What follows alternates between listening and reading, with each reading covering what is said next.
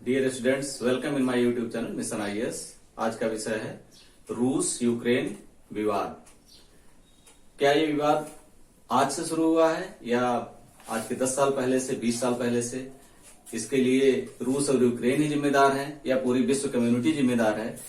ये आज हम अपने इस वीडियो में देखेंगे।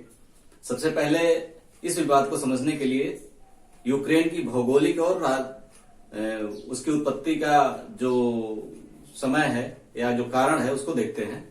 तो यूक्रेन हम जानते हैं कि रूस का पहले एक पार्ट था। 1945 में द्वितीय विश्व युद्ध समाप्त होने के पश्चात शीत युद्ध शुरू हुआ। अमेरिका और रूस के मध्य पूरा विश्व द्विध्रुवीय विश्व में बंट गया। उस द्विध्रुवीय विश्व का परिणाम था कि हथियारों को होड़ पूरे विश्व में बनी और रूस, अमेरिका, इस तरह से तमाम सारे देशों ने ढेर सारे हथियार अपने इकट्ठे किए। लेकिन 1991 तक आते आते रूस की स्थिति ऐसी हो गई, उसके आंतरिक बाह्य जो भी प्रभाव रहे हों, उसकी वजह से रूस में एक क्रांतिकारी परिवर्तन आया और उसमें टूटा रूस 1991 के बाद और शीत युद्ध की समाप्त हुई। एक ध्रुवीय विश्व अमेरिका विश्व शक्ति के रूप में उभरा। इस समय जब रूस टूटा तो उसमें 15 देश बने, जिसमें एस्टोनिया, लाटविया और लिथुआनिया को छोड़ करके शेष 12 देश, जिसमें रूस, Ukraine, Armenia, Azerbaijan, Kazakhstan, Tajikistan, Turkmenistan, Moldova, Georgia, इस तरह से 12 देश मिल करके स्वतंत्र देशों के राष्ट्रकुल के नाम से बने, जो पूरी तरह से रूस से जुड़े हुए थे।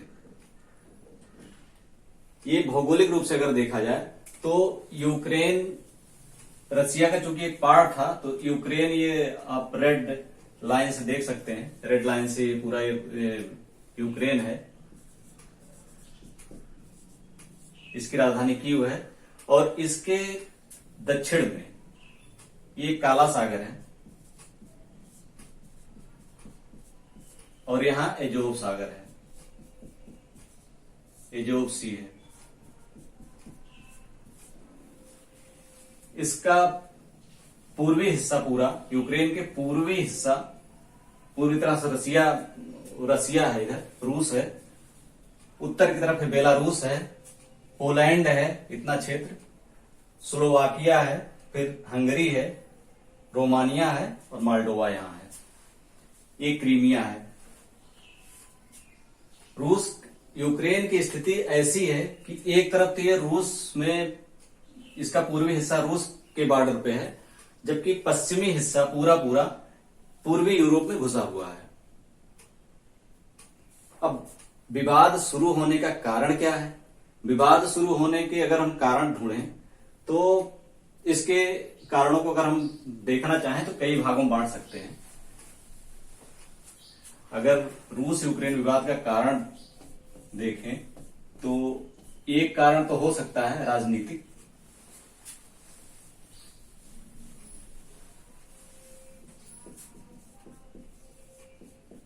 राजनीतिक कारण हो सकता है। दूसरा आर्थिक और तीसरा और महत्वपूर्ण कारण साम्राज्यवादी।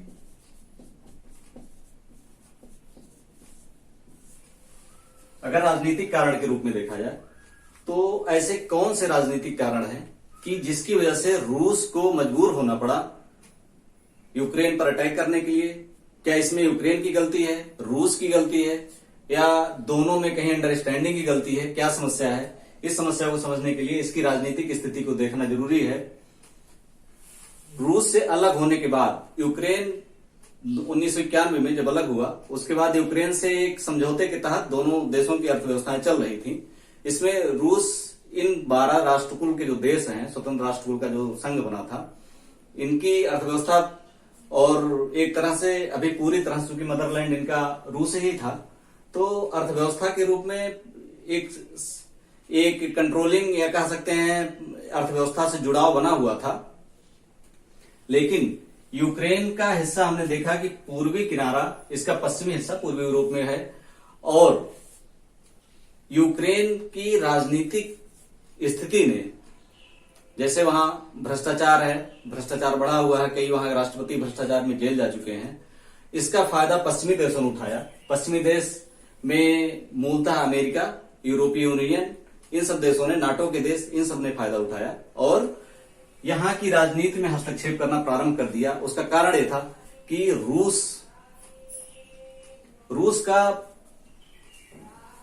रूस में अपने प्रभुत्व को बढ़ाना, रूस में प्रभुत्व बढ़ाने से रूस की अर्थव्यवस्था, रूस की राजनीति, रूस की कूटनीति सब वो प्रभावित कर सकते थे और इसका अखाड़ा उनको यूक्रेन के रूप में मिला। अब इस यूक्रेन को अगर हम देखें तो यूक्रेन ने रूस से अपनी संप्रभुता सिद्ध करने के लिए या रूस को अपना वर्चस्व दिखाने के लिए इन शक्तियों को, नाटो को, यूरोपीय यूनियन को, अमेरिका को महत्व दिया। ये चीजें रूस को नागवार गुजरी और ये रूस यूक्रेन के अलग होने के बाद ही स्थिति चलती रही। अगर हम देखें, अगर इसकी पाकिस्तान से तुलना करें तो यहां पर भ्रष्टाचार जिस तरह से है वही स्थिति है। ये रूस को छोड़ करके अमेरिका के पक्ष में इसलिए गया कि रूस के विरुद्ध अपने प्रभुत्व को सिद्ध कर सके। अगर हम पाकिस्तान देखें तो पाकिस्तान भी एक इसी तरह से बफर स्टेट के रूप में है, जो कभी चीन के पाले में और कभी अमेरिका के पाले में जाता है। अगर चीन से नजदीकियां बनाता है, अगर चीन कुछ अलग करने का प्रयास करेगा तो वो अमेरिका की तरफ जाने की धमकी देता है। इस तरह से, जबकि ये भारत का एक पार्ट है, भारत मूल देश है, भारत के साथ समझौते, भारत के साथ अपनी प्रभुत्व, अपनी शक्ति, अपनी क्षमता को सिद्ध करने के लिए ये सारे वो उपाय अपनाता है जो आज यूक्रेन अपना रहा है। रूस को ये स्थितियां बहुत दिनों से खटक रही थी, तो उसने 2014 में इसके एक शुरुआती कह सकते हैं, शुरुआती प्रभाव के रूप में 2014 में यूक्रेन के दक्षिण में स्थित क्रीमिया पर उसने अधिकार किया, अटैक करके इसको अपने अधिकार में ले लिया। और रूस चूंकि ये पूर्व पश्चिमी किनारा, डोनेट्स बेसिन जो कह सकते हैं, डोनेट्स क्षेत्र जो है, लुहांस्की और डोनेट्स दो क्षेत्र हैं, इन क्षेत्रों में कोयला व्यापक मात्रा में होता है और हम जानते हैं व्यापक कोयला या खनिज जहां होते हैं वहां पर अगर नियंत्रण सरकार का कम है तो कुछ अलगाववादी शक्तियां उस पर नियंत्रण करती हैं, उसका लाभ उठाती हैं और इन क्षेत्रों पे जो ये डोनेट्स और लुहांस्क का क्षेत्र है, यहां पर रूस समर्थित अलगाववादी शक्तियों पर नियंत्रण होना इसलिए आवश्यक है क्योंकि यहां पर कोयले पर नियंत्रण इनके द्वारा ये प्राप्त कर सकता है। अगर भारत संदर्भ देखें तो भारत में भी धनबाद के कोयला क्षेत्रों पर, अभी भी खनिज वाले क्षेत्रों पर पूरी तरह से सरकारी नियंत्रण के बावजूद अलगाव, इस तरह से कुछ अराजक तत्व अपने फायदे के लिए उसका दुरुपयोग करते रहते हैं। ये स्थिति यहाँ पर राष्ट्रीय लेवल पे आ गई है। इसी तरह से क्रीमिया पर जो अटैक किया गया, क्रीमिया का जो काला सागर में, चूंकि इसकी स्थिति काला सागर में है और इस क्षेत्र में तेल की उपस्थिति भी रूस को आकर्षित करती है। हम जानते हैं कि रूस पूरे यूरोप का 40% तेल निर्यात करता है और इस समय लगभग गैस उत्पादन में विश्व में दूसरे नंबर पे है। तो अगर भविष्य में इस स्थिति में बने रहना है, अपनी आर्थिक समृद्धि या अपनी राजनीतिक वर्चस्व को विश्व के समक्ष दिखाना है, तो ऊर्जा वाले क्षेत्रों पर नियंत्रण हर देश के लिए आवश्यक होगा। अगर हम देखें, अमेरिका ने ये काम किया है। अमेरिका ने जो भी इराक, ईरान, इन सब में जो उसके कन्फ्लिक्ट्स हुए हैं, जो उसका विवाद हुआ है, उसमें मूल कारण तेल ही था। चाइना भी इस तरह के प्रभाव करता रहा है।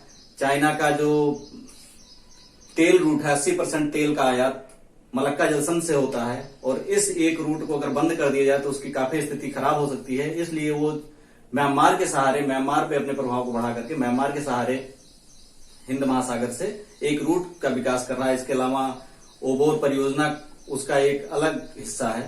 तो ये आर्थिक कारण जो महत्वपूर्ण है कि यूक्रेन के द्वारा पश्चिमी शक्तियां या नाटो के देश इस पर नियंत्रण करें, रूस उसके पहले उस पर नियंत्रण कर लेना चाहता है।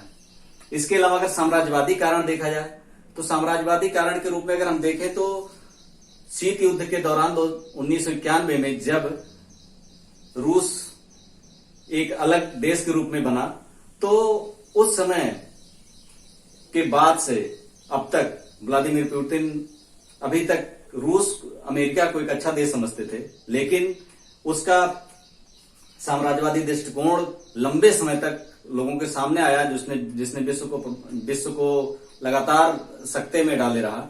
जैसे इराक पर आक्रमण, सर्बिया पर आक्रमण करके कोसोवो को अलग कर देना, लीबिया पर आक्रमण, सीरिया पर आक्रमण, इस तरह से तमाम तरह की वो साम्राज्यवादी हरकतें करता रहा और अपने वर्चस्व को दिखाता रहा विश्व में। और इस वर्चस्व का प्रभाव ये हुआ कि पूरे विश्व में अमेरिका की जो एक प्रभुत्व है, एक महाशक्ति के रूप में दबदबा बना रहा।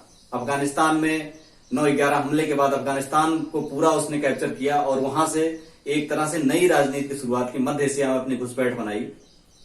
अगर इधर चीन को देखा, चीन भी इधर आक्रामक रूप से साम्राज्यवादी नीति अपना रहा है। जैसे मोतियों की माला हम जानते हैं, हिंद महासागर में हम्बनटोटा श्रीलंका बंदरगाह है, श्रीलंका में हम्बनटोटा का विकास कर रहा है। म्यांमार में बंदरगाह का विकास, ग्वादर पोर्ट पाकिस्तान में, इस तरह से मालदीव में, मॉरिशस में, हर जगह वो इन्वेस्ट कर रहा है, उस द्वीपों पर कब्जा कर रहा है। दक्षिणी चीन सागर में लगातार जापान से उसका विवाद बना हुआ है, वियतनाम से विवाद बना हुआ है, हांगकांग को पूरी तरह से अपने कब्जे में कर लेना चाहता है। दक्षिण एशियाई देशों पर वो किसी और के साथ व्यापार देखना ही नहीं चाहता है। तो ये चीन का साम्राज्यवादी दृष्टिकोण जो लगातार बढ़ रहा है और अपनी स्थिति वो रूस के द्वारा, चूंकि रूस इस समय जो है लगातार रूस की स्थिति काफी अच्छी है, रूस के द्वारा ये अपना विस्तार अमेरिका के खिलाफ करना चाहता है। क्योंकि इस समय रूस और अमेरिका आमने सामने हैं और अमेरिका के वर्चस्व को तोड़े बिना चीन आगे नहीं आ सकता है। तो चीन का रूस के साथ होने का मेन कारण यही है। इस साम्राज्यवादी दृष्टिकोण का शिकार, चीन की साम्राज्यवादी दृष्टिकोण का शिकार भारत हुआ। गलवान हो, अरुणाचल प्रदेश का तवांग हो, या अरुणाचल प्रदेश पर उसका लगातार जो है बयान, गलतफहमी वाले बयान देना हो, गलवान में हुआ, डोकलाम में हुआ, ये सब लगातार विवाद करता ही रहता है ताकि अधिक से अधिक क्षेत्र वो सामरिक दृष्टि से हड़प सके और भारत के सामरिक स्थानों पर अपनी आंख नेत्र बनाए रख सके। अब ये चीन की बात हो गई। यहां पर रूस चूंकि काफी समय से एक अलग थलग की राजनीति उसकी हो गई थी। ऐसे में रूस का, चूंकि रूस से अलग हुआ देश यूक्रेन है, तो यूक्रेन में अलग दूसरे देशों का कब्जा उसके वर्चस्व को नकारता है, उसके वर्चस्व को कम करता है, अन्य देशों को बढ़ाता है। तो इसलिए जो है ये एक अखाड़ा बनने देने के लिए रूस कतई तैयार नहीं है कि वो नाटो देशों का अमेरिका का अखाड़ा बने और वो इसके विरोध में सामने आया। अब नेक्स्ट इसका जो अगर हम देखें कि इसके क्या प्रभाव हो सकते हैं, तो इसके प्रभाव में अगर देखा जाए तो या तो आज 24 है, कल 25 तक या तो यूक्रेन अपनी स्थिति साफ कर देगा और रूस की स्थितियां मान लेगा, रूस से समझौता कर लेगा, या देश एक बड़े युद्ध की तरफ बढ़ सकता है। लेकिन कुल मिलाकर के अगर भारत की स्थिति देखी जाए तो भारत इसमें क्या कर सकता है। भारत की स्थिति अगर रूस के साथ देखी जाए तो रूस लगातार भारत को, जब अमेरिका साथ नहीं था तब से लेकर के आज तक हथियारों की सप्लाई लगातार कर रहा है। पेट्रोलियम, गैस, अन्य सामानों का निर्यात आयात रूस के साथ लगातार चल रहा है। रूस के साथ संबंध अमेरिका के साथ प्रगाढ़ता बढ़ने के बाद भी भारत के साथ बने हुए हैं। यूक्रेन भी अगर इसमें यूक्रेन की गलती देखी जाए, अगर भारत यूक्रेन के पक्ष में कहे कुछ बोलता है तो यूक्रेन पूरी तरह से सही नहीं है और रूस पूरी तरह गलत भी नहीं है। और ऐसी स्थिति में भारत को एक निष्पक्ष रुख जो गुटनिरपेक्ष आंदोलन के दौरान उसने दिखाया था, ये स्टेटस, ये स्थिति रखनी चाहिए। Thank you.